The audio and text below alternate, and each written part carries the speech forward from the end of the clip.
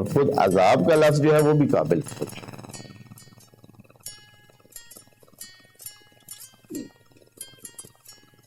عذاب کو یہی آپ نے سوچا ہوگا، یہی سنا ہے، یہی پڑھا ہے، یہی لکھا ہے، کیا یہ آخرت میں جو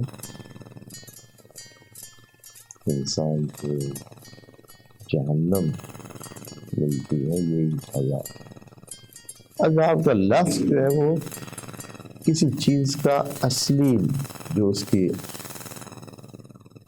اصلیت ہے وہ جب باہر نکلے تو اسی کو کہتے ہیں عذاب. جیسے دودھ کو جب ابالتے ہیں تو اس کا جو اصلی حصے ہوتے ہیں وہ نکل کر اس کے اوپر والے حصے میں آ جاتے ہیں، جس کو آپ ملائی یا بالائی کہتے ہیں. یا پانی جب رکا ہوا ہونا تو وہ اس کے خاص حصے جو ہے نا وہ نکل کر اوپر آ جاتے ہیں، اس کی سطح پہ آ جاتے ہیں، کچھ ٹائم کھڑا رہے تھے اور پھر اس کو ہٹا کر دیا جاتا ہے. تو یہ عذاب اس کو کہتے ہیں عذاب. تو یہ جو بھی عمل ہوتا ہے نا اس کا ایک نتیجہ ہوتا ہے، اس کی جو اصلی صورت ہوتی ہے نا اللہ تعالیٰ فرماتا ہے کہ وہ جو اس کی اصلی صورت ہے وہ آپ کو دکھائے گا. اس کو روک سکتا ہے اللہ تعالیٰ، لیکن اللہ تعالیٰ روکے گا نہیں.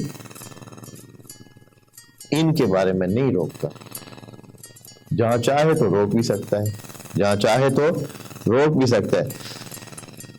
قُلْ فَلِمَ يُعَذِّبْكُمْ بِذُنُوبِكُمْ، بلکہ کیا ہے اے اللہ اگر یہ محب نہیں ہے، حبیب نہیں ہے، پیارے نہیں ہے، دوست نہیں ہے، ابنا نہیں آپ ان کو بنا رہے تو پھر ان کو کیا درجہ دیا ہوا ہے؟ کیا ہے یہ انسان، یہ اہل کتاب کیا ہے؟ فرماتے ہیں بل انتم بشر ممن خلق، آپ بشر ہیں